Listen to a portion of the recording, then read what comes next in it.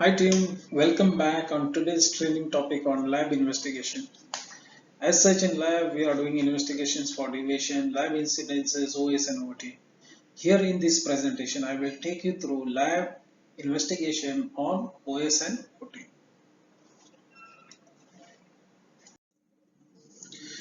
Basically, the investigation of OS result is an important part of the work undertaken by analytical laboratory. The OS process is concerned with the examination of any result that fall outside the established specification acceptance criteria.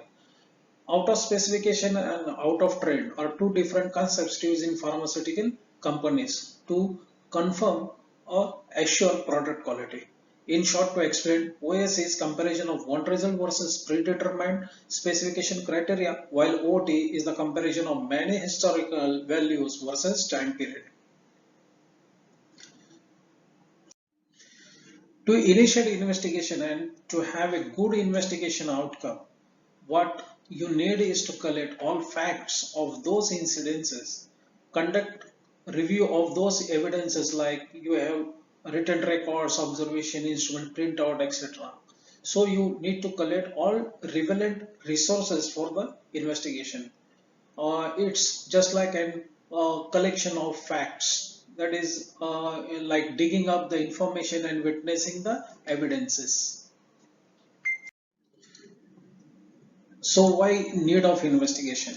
And need of investigation is because since we are manufacturing batches with the intention to provide 100% of the label amount of active ingredient.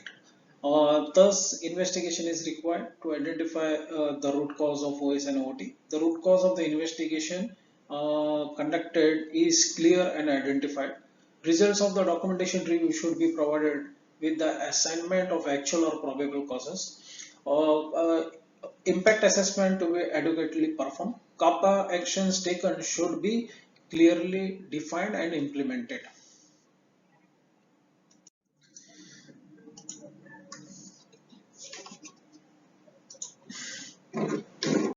Here, please note the regulation requires a written record of the investigation summary and conclusion with appropriate CAPA. Thereby, batch rejection does not negate the need to perform the investigation. The regulation requires a written record of the investigation be made, including the conclusions. Even if a batch is rejected based on OS result, the investigation is necessary to determine if the results is associated with the other batch or same drug product or other products. So to be meaningful, the investigation should be thoroughly, timely, unbiased, well documented and scientifically sound. Here in this slide, let us see what are the long-standing FDA principles. FDA says averaging should not be used to hide variation in the individual results.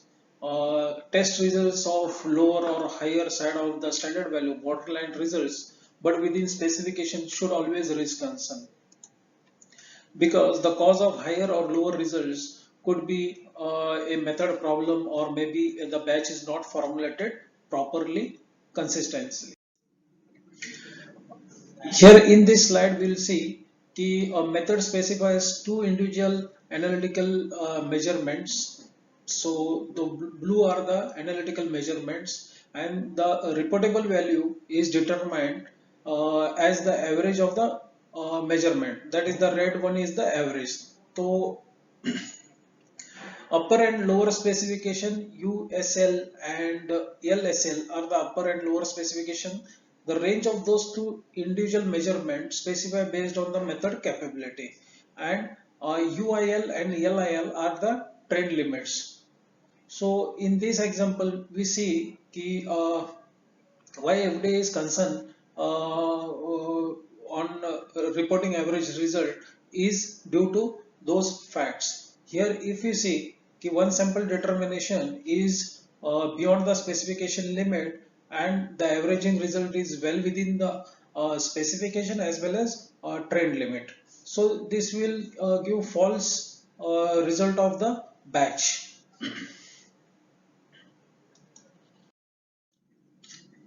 Here in this slide, we'll see a typical workflow of the investigation.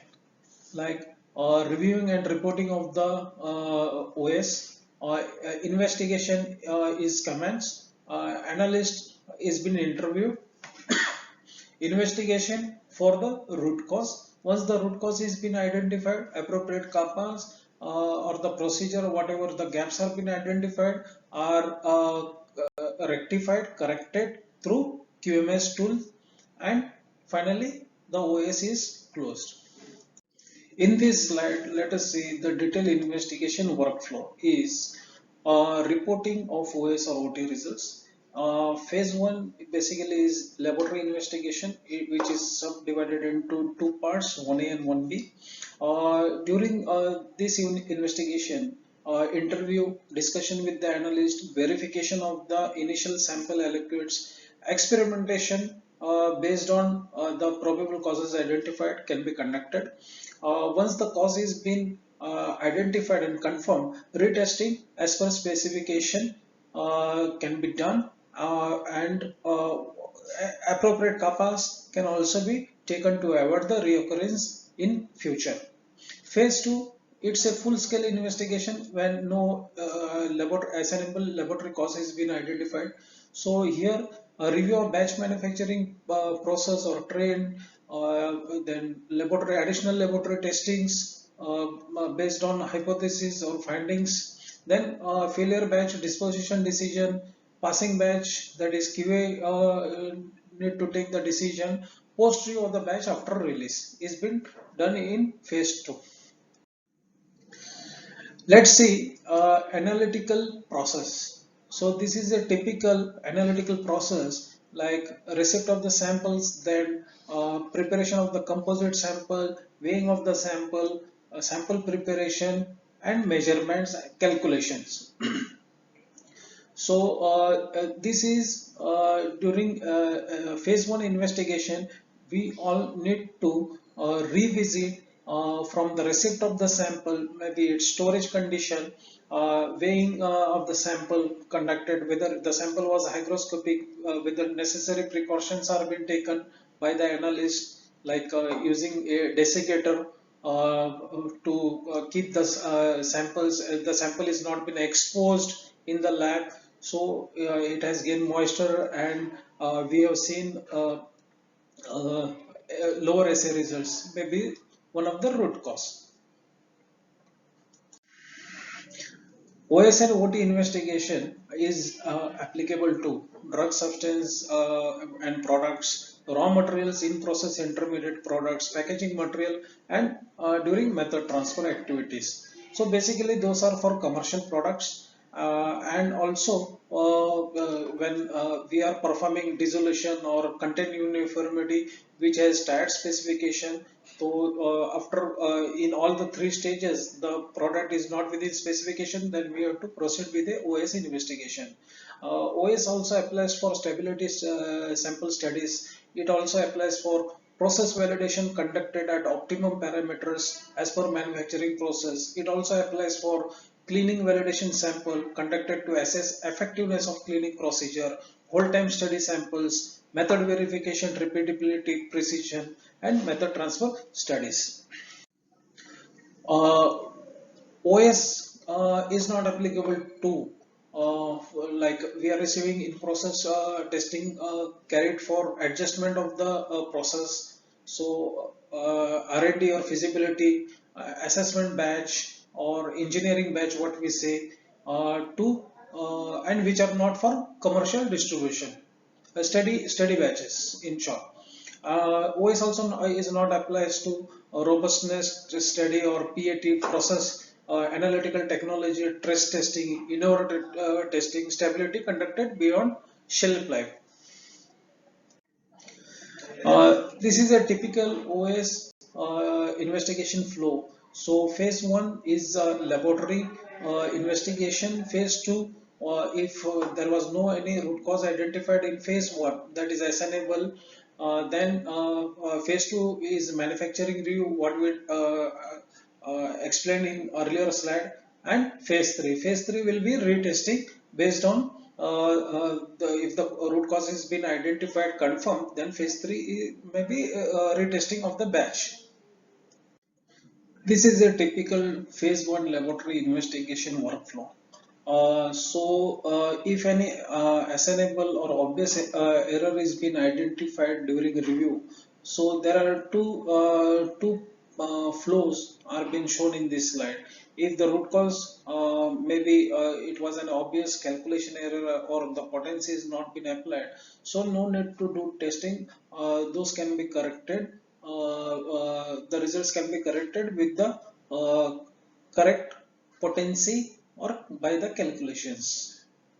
If no any assignable cause has been identified, then need to conduct hypothesis. Hypothesis can be verification analysis to confirm, to rule out if the results were due to instrument error, and if the assignable cause has been identified and confirmed, then repeat testing is can be is part of phase 1B. If the root cause is not been identified based on hypothesis study samples, then phase 2 is manufacturing review. So this is detailed workflow for phase 2 full scale investigation, that is production process review. All document of manufacturing process including dispensing of raw material, manufacturing steps, critical process parameters, batch yield, equipment status, system malfunctioning, any deviation has happened or not. That also can be reviewed during this phase 2 investigation. Once the root cause has been identified, if there was any root cause like deviation or maybe some weighing error or any obvious human error is been identified, so if the root cause has been confirmed in during manufacturing, then OS shall be validated and should be such batch should be rejected. Please note, reporting of any OS or OT should be within 24 hours. And phase 1, that is laboratory initial phase investigation, should be completed within 48 hours. And if the product is commercialized and if OS is into stability batches, then field alert report has to be raised within 3 working days. In this slide, we'll see handling failures. If the root cause identified was due to API, and if the API was in-house manufactured or outsourced. So when the API is in-house manufactured, then impact evaluation of earlier release product utilizing the same API has to happen. Review of manufacturing process also to be done, and if the API was outsourced, then intimate to warehouse and purchase, demand investigation report CAPA. Minimum 3 consignments from the same vendor to be tracked and monitored for material consistency. In case of major discrepancy, vendor audit also can be done. Handling failures for the stability batches. In case of OT result extrapolate to identify product will stay in compliance through its shelf life. In case if the extrapolated results are found to be OS before shelf life, so testing frequency can be increased, will help to identify the correct shelf life of the product. If in case the failures observed in commercial distribution batches of the US market, then FAR has to be initiated and submitted within 3 working days. Handling failures like post review of the material or product after release, in case where root cause was not been identified for initial OS or OT results, but batch was released based on QA evaluation of retest results and with adequate supporting data. Further monitoring of the concerned batch to be done to assure validity of the release decision derived. Also check the result of same batch analyzed periodically on retest or reanalysis dates for compliance if batch remains in the warehouse or is incubated on stability. Review quality parameter like test results of finished product batches manufactured using the same API lot suspected for the compliance. Can also monitor stability study results of individual intervals if same API or drug product batch is subjected for stability. If finished product or bulk is packed in different configuration, in some of the cases we pack the same batch in different configuration. Monitor quality parameter test results of those batches packed and monitor stability results if packs are subjected to stability. Handling failures in case we don't have facility and outside support of outside or contract testing lab was taken and there the OS has been observed, then in such case the laboratory should report its finding and provide documents to central laboratory.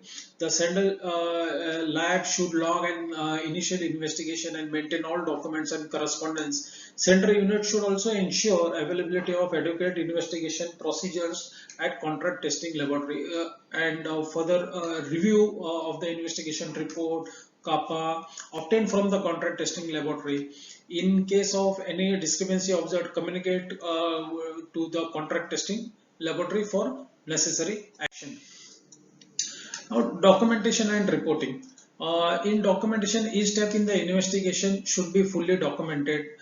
Invalid of the error data in case of the cause is identified and confirmed. Field alert report to US FDA within 3 working days for US marketed batches and from the date of OS reporting. A follow-up form should also be submitted when OS investigation is completed. For non-US market batches, intimate the confirm OS on prior to consult regulatory affairs to initiate necessary action in consultation with customer regulatory authority. Detail of the OS results should be provided to regulatory affairs, R&D, analytical development, packaging development, maybe corporate QA for necessary actions. In this slide, we'll see reducing human error because as such, human errors have a very critical impact on the product quality. About 80% of the product quality issues occurs due to human error. So, a review should be initiated the gaps where human errors can occur. Let it be identified. Those may be gap in the procedure or maybe system operation, etc., where improvements are required. Lengthy procedures or dilutions can be simplified with clear instructions where possible to avoid human error. Performance of the individual personnel should also be monitored by supervisions and jobs should be assigned allocated according to their capability. Communication also plays a very important role in reducing or avoiding mostly human errors because lack of communication in different shifts causes lots of problem. Sometimes the personnel in night shift do not communicate the findings to the morning first shift commits and such communications. If those such communications does not happen, then they could also cause a problem. So here now, if those were human error, if the OS or OT was due to human error, so let us understand what are those human errors. And broadly speaking, analytical measurement error falls into two categories. One is semantic or determinant errors, and another is random or intermediate error. Now, semantic errors or the determinant error can be determined, those can be quantified, and can be avoided. Whereas indeterminate error, like those are random error, and due to variation in number of observation made by the same analyst with greatest care under as nearly identical condition as possible. Generally, such errors are not errors of technique but personal errors of the analyst, like incomplete drying of the sample before weighing, material loss during transfer, errors in transfer of solution, errors in making dilutions, transcription errors, etc. So those are the typical two examples of indeterminate error, like especially dissolution sample solution filled anchoring directly into vials for analysis may lead to vaporization of the solution, resulting into high results. Allow the solution to attain room temperature before crimping the vials in case of dissolutions. or any samples whose temperature is not, above the laboratory working temperature. Also, do not use stands which cannot hold the burette perfectly vertical position. Due to this, it's difficult to read the burette reading, and if it is not labeled properly. Here are some typical example like what we seen in our earlier slide. The desiccator is used to store a dried silica in a dry atmosphere and is used to maintain an already dried object indefinitely in a dry condition. Make sure in such cases the lid has enough grease around and the ground glass rim, if necessary, sprayed Vaseline uniformly on the rim so that it may give you airtight environment. Always ensure desiccator contains activated silica in it and make sure the lid has enough grease to seal it properly. Now, for example, like if we don't have a desiccator with activated silica gel, then the cooling of the LED bottle or storing the open WS while in a desiccator containing deactivated silica gel will definitely contribute non-conformance. In this slide, we'll see two examples like we are using volumetric solution in our labs, and we also see that some condensation is formed on the upper side of the bottle. So ensure that, because if there is a condensation, you should, when using such solution, you should mix those solution uniformly. Also, for those to avoid swap of the stoppers, so identify the stopper of such VS with a label so that no swap of the stoppers happens during using two or more such volumetric solution in sample preparation by the analyst. Then this is a perfectly aligned vertical burette stand. So if it is not perfectly aligned, then during measurement or taking the reading, the analyst may read false burette reading. Also, please note, we prior to making final dilutions, we rinse the pipette or burette. So after rinsing, ensure that the wall of the surface of the burette or pipette does not contains any other liquid retained in the glassware. Do not use such glasswares; will lead to inappropriate result and may give you false results. Always ensure to use meniscus reader when you are performing a titration, that is a manual titration using a burette, and holding the burette perfectly vertical when recording such measurements.